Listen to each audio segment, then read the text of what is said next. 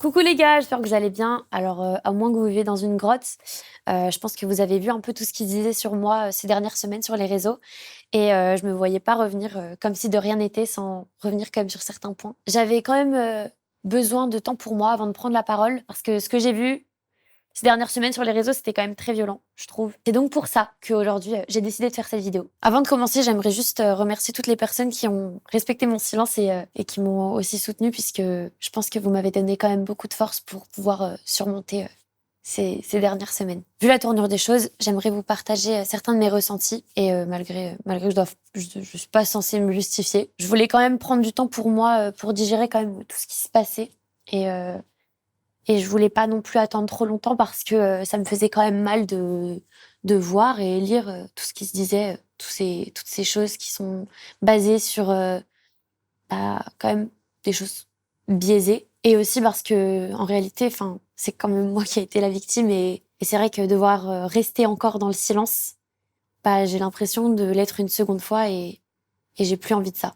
Bien sûr, vous vous doutez que dans cette vidéo, je pourrais pas tout vous dire ni tout vous montrer puisque comme vous savez, j'ai déposé une plainte et j'ai quand même envie de respecter le travail de mes avocates et aussi de la justice. On va rentrer rapidement dans le vif du sujet. J'ai décidé de rendre cette histoire publique en postant ce communiqué non par vengeance, ni par haine, ni pour le nuire comme certains d'entre vous ont pu me le dire ou le penser.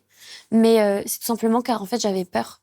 Depuis notre séparation, quand je me réveillais le matin, j'avais quand même cette boule au ventre le matin de me dire que un jour il va tenter de me nuire ou j'avais cette peur du moins et en fait, quand j'ai vu sa vidéo, je me suis dit que je faisais bien d'avoir peur, puisque quand je l'ai vu et j'ai vu les mots crus et tout ce qu'il a raconté, bah c'était pas des peurs fondées sur rien, parce qu'en fait, pendant nos disputes lors de la relation, il avait cette habitude de me menacer, de me dire qu'il allait tenter de me nuire, de détruire ma carrière, de plein de choses comme ça. Et en fait, ça m'a créé en moi, au fil du temps, cette peur de me dire, bah un jour il va me nuire. Et ça s'est vraiment accentué lorsque lui et moi on s'est séparés. J'avais des échos de Maxime prépare un gros dossier sur toi. En fait, je vivais avec cette peur constante.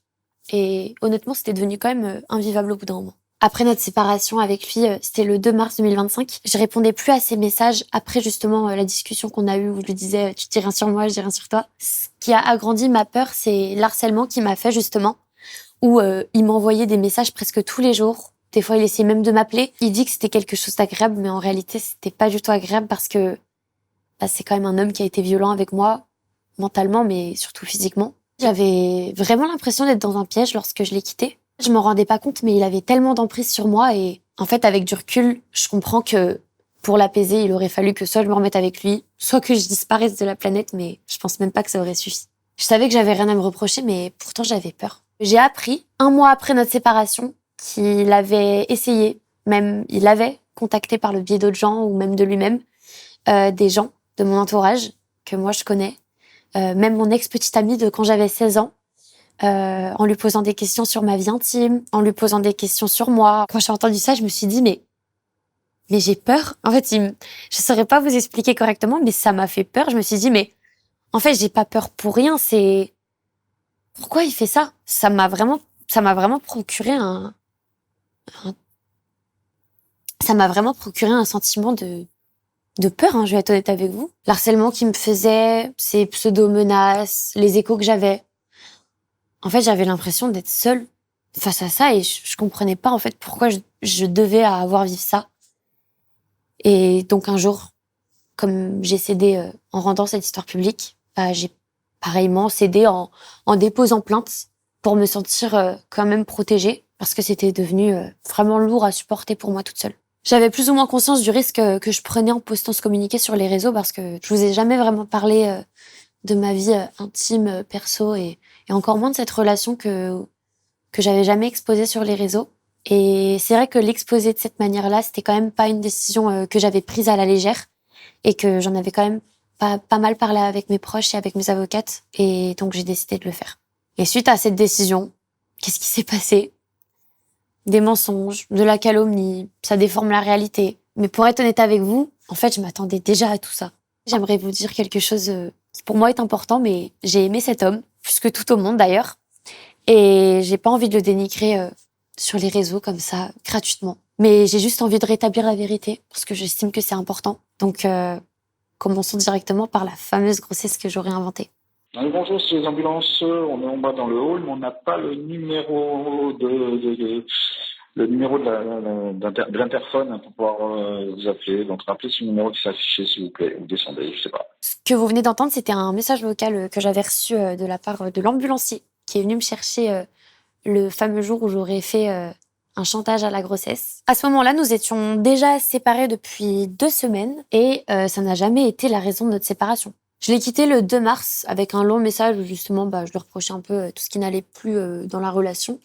Et c'était surtout suite à une dispute. Et j'avais donc pris cette décision. Entre le 2 mars et le 14 mars, j'ai commencé à avoir des symptômes.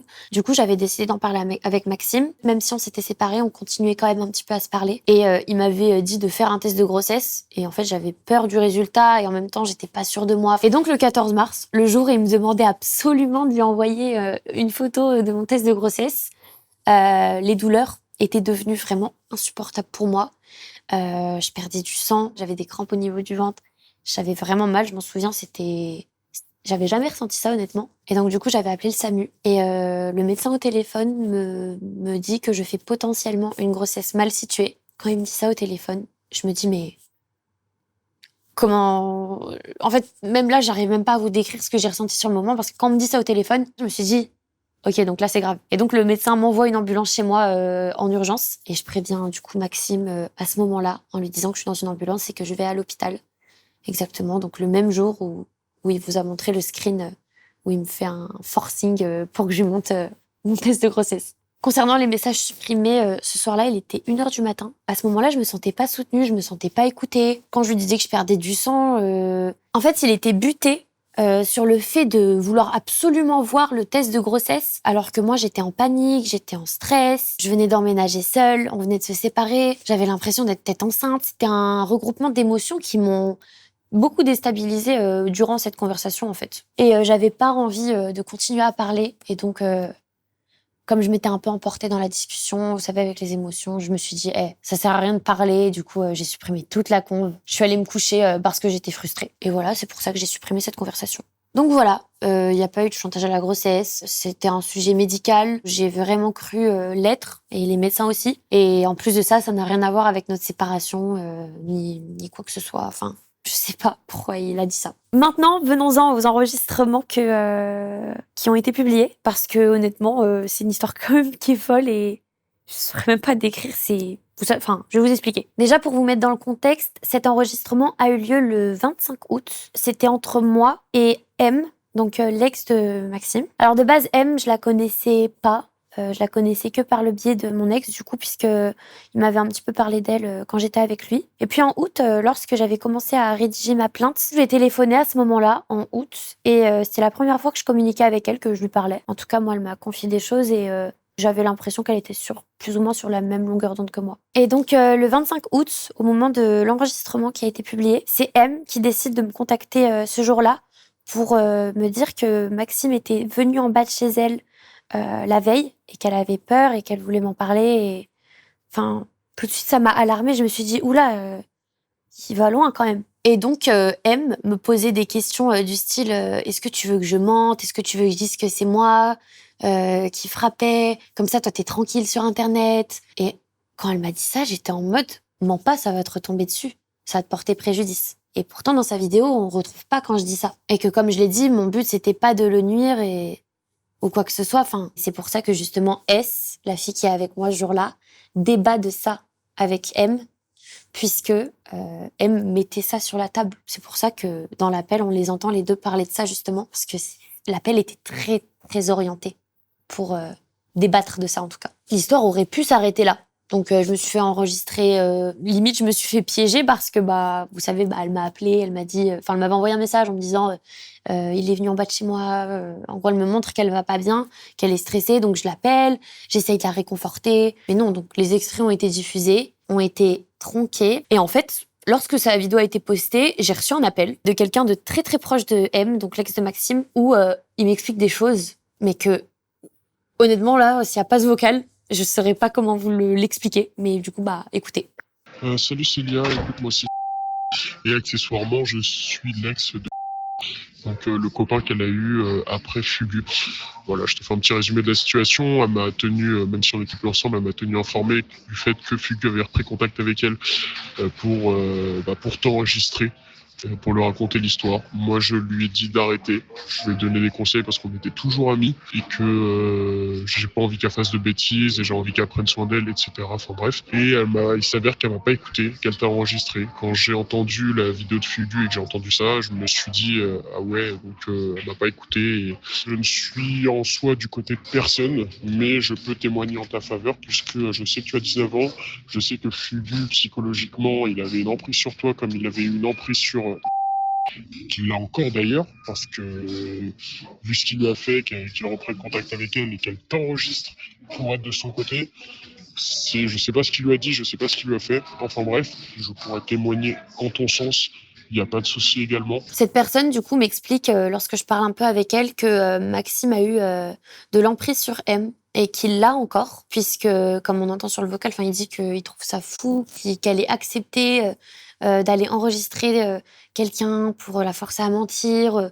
Et en fait, c'est vrai que moi, pendant l'appel avec M, je sentais qu'elle orientait beaucoup l'appel pour me dire de mentir et je trouvais ça vraiment bizarre. Je trouve que ça fait quand même un peu plus sens aujourd'hui, du coup, maintenant que je sais ça. Et maintenant, j'aimerais venir sur le sujet principal, qui sont les violences qu'il m'a fait pendant la relation et auxquelles je m'attendais même pas à devoir parler un jour sur Internet tellement c'est dur aujourd'hui pour moi d'en parler comme ça devant une caméra. Mais j'ai l'impression que je dois le faire car j'ai envie d'être écoutée. Mais dans tous les cas, tous ces sujets qu'on vient de parler un petit peu ces dernières minutes ne justifient pas la violence qu'il m'a faite. Dans sa vidéo, il reconnaît avoir été violent avec moi et ce qui m'embête avec ses propos, c'est qu'il les minimise énormément. Il cherche une justification à ces actes qu'il m'a fait, alors qu'en réalité, en fait, rien n'explique des violences physiques, rien n'explique de faire du mal à quelqu'un comme ça. Il parle de violence situationnelle dans sa vidéo, que lorsqu'il me violentait, c'était que de simples tapes derrière la tête,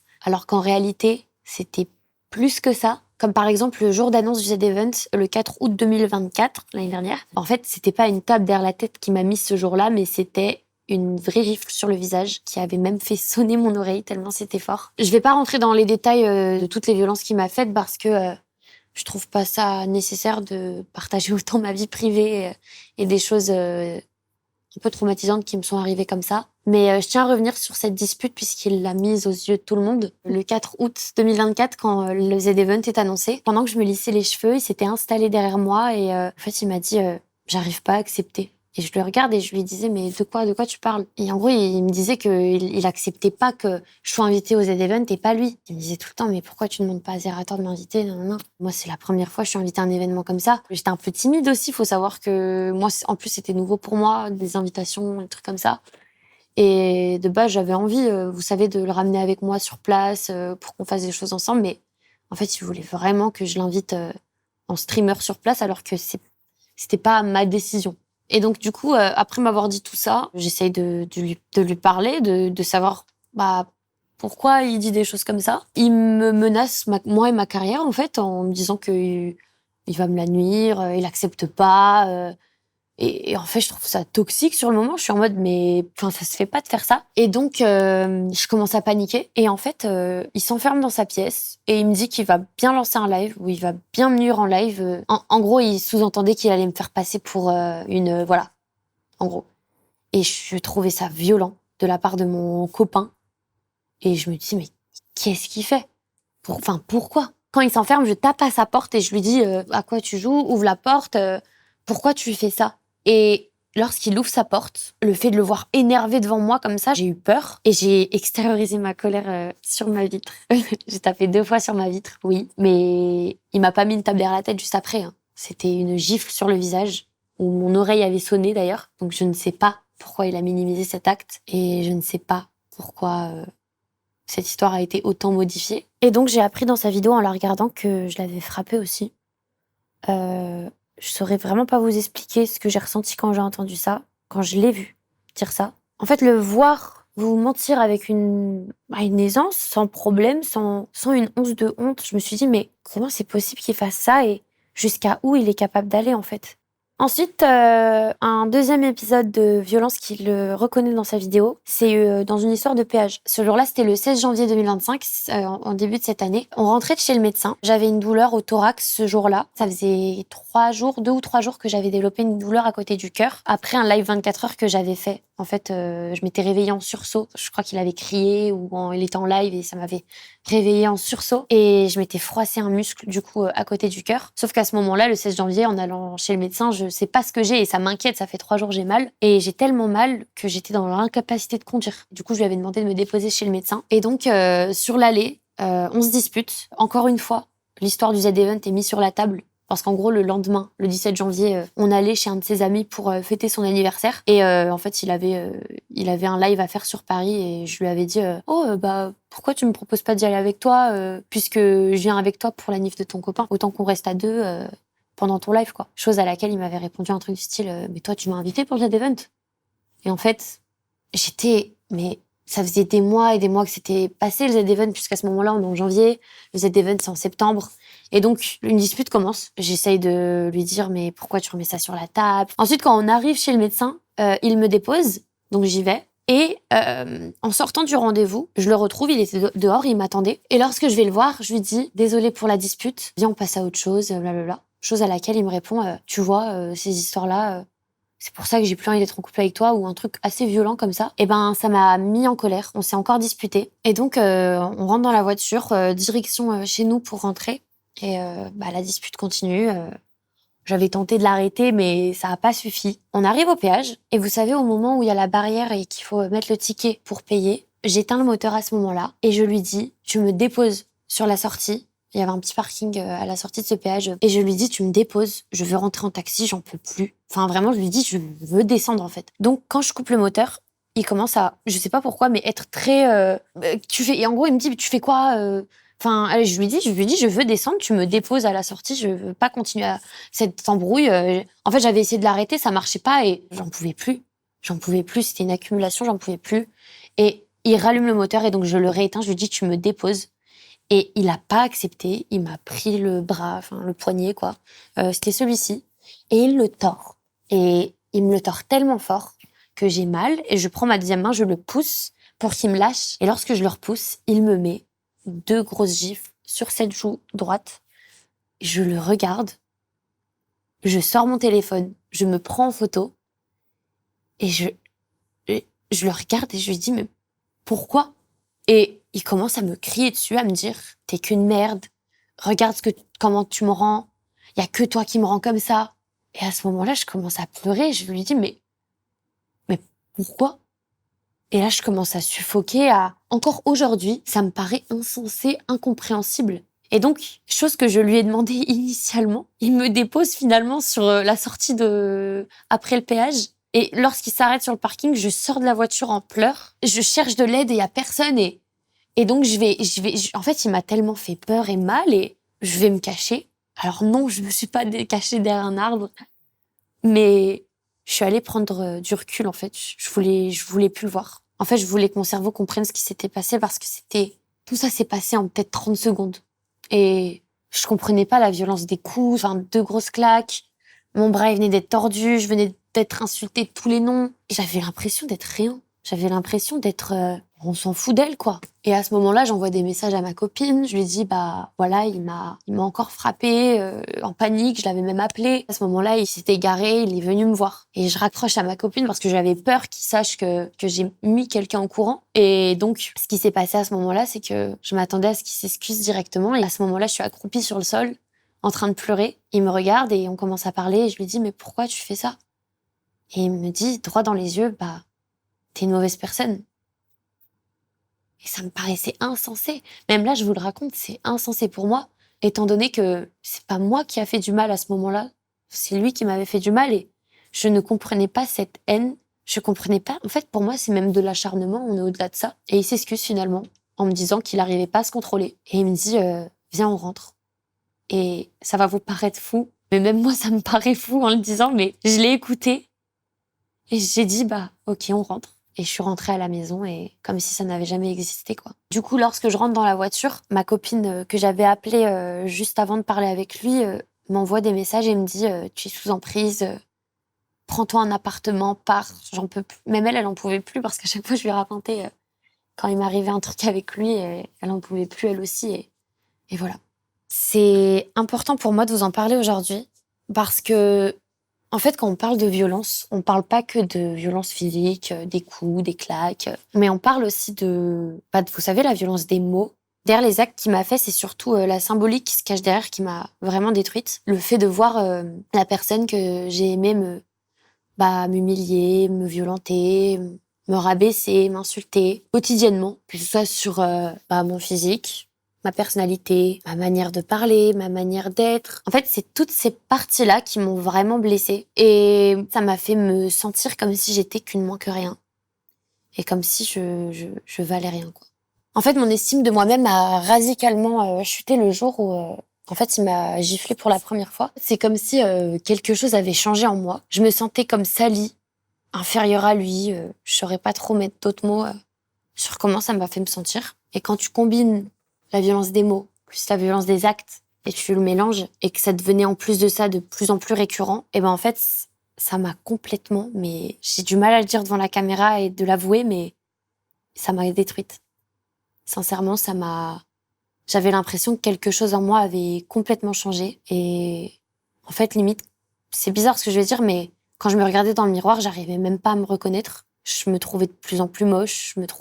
J'aimais pas, en fait, ce que je voyais dans le miroir parce que quotidiennement, en fait, j'étais rabaissée alors que normalement, j'aurais dû être aimée, chérie. Ces mots ont contribué à mon estime de moi-même qui descendait de plus en plus. Et jusqu'au jour où carrément, même moi, quand je parlais de moi-même, je me décrivais avec ces mots-là. En fait, c'était un peu devenu la nouvelle moi, quoi. J'étais plus la Célia que je connaissais, quoi. Alors oui, aujourd'hui, c'est quelque chose sur lequel je travaille. Je veux avoir une meilleure estime de moi-même. En fait, plus les jours passent, plus j'ai envie d'être quelqu'un de meilleur et surtout pour les gens qui m'entourent aujourd'hui et demain, mais avant tout pour moi. Je n'ai pas envie, en fait, de me retrouver dans des mêmes situations que je me suis retrouvée avec lui et j'ai pas envie à avoir à revivre tout ce que j'ai vécu et je sais que c'est principalement à cause de l'estime de moi-même qui avait disparu et que du coup, j'acceptais, en fait, les insultes, les gestes, les claques. Et je sais qu'aujourd'hui, 9 mois après cette relation, j'ai réussi à bâtir une meilleure estime de moi-même et je me suis fait la promesse que jamais je ne voudrais me retrouver dans une relation où quelqu'un me fait du mal comme ça et où je l'accepte surtout. Et jamais je réaccepterai ça, plus jamais. J'aimerais juste remettre quelque chose à plat parce que ça me semble important et c'est tout ce que je vois passer sur les réseaux ces dernières semaines, ces derniers jours. Et cette fille qui décrit, je la reconnais pas. Je ne reconnais pas tout ce qu'il décrit en fait. Je ne m'y reconnais pas quand je me regarde dans le miroir. En tout cas, c'est pas ce que je vois aujourd'hui. Et c'est pas non plus ce que mes proches connaissent de moi. Après que tout ça soit sorti, mes proches sont venus me voir et m'ont demandé « Mais t'as vraiment fait ça ?» Je leur dis « Bah non ». Et la plupart m'ont dit c'est bien ce que je me disais. Enfin, et en fait, c'est un peu ça l'enjeu aujourd'hui. J'ai l'impression c'est que il a essayé de me donner une image que je suis pas, mais c'est l'image que lui voit de moi. Cette image remplie de haine, remplie de jalousie, remplie de... J'arrive même pas à mettre d'autres mots sur ça. Je sais pas pourquoi il me donne cette image-là. Je ne sais pas. En fait, la fragilité dans laquelle il m'a mise, dans laquelle je me suis retrouvée, ça m'a fait, oui, tenir des propos insultants envers certaines femmes. Et c'est quelque chose aujourd'hui que je regrette et j'espère sincèrement qu'elles me pardonneront. En tout cas, je comptais remettre quelque chose sur la table qui me semble encore une fois très, très important. Mais dans tout ce qui a été dit, il y a quand même énormément de diffamation. Je pense que vous vous en doutez. Donc je me dis, j'espère que vous vous le dites aussi, mais s'il a menti sur ça, il a menti sur quoi d'autre et j'espère que j'aurai pas à revenir sur tout le reste. Et c'est pour ça qu'aujourd'hui, j'ai pioché pour moi ce que j'estimais très important aujourd'hui de parler. Avant de finir cette vidéo, je tenais aussi à dire que j'ai vu beaucoup de messages passer sur les réseaux qui disaient comme quoi j'avais pas de preuves, que non. Mais en réalité, j'ai quand même un gros dossier que j'ai donné à mes avocates sur lequel elles sont en train de travailler. Et c'est des choses pour moi qui ne doivent pas être montrées sur Internet puisque c'est quand même, vous savez, des conversations privées, des photos privées. J'ai des photos de moi avec des coups. J'ai des messages qu'il incrimine ou il avoue. J'ai tout ça. Mais j'estime que c'est pas à vous de le voir Et je pense que c'est mieux que ça se règle en justice. Et c'est pour ça qu'aujourd'hui, attendons la justice, attendons le procès et vous verrez bien.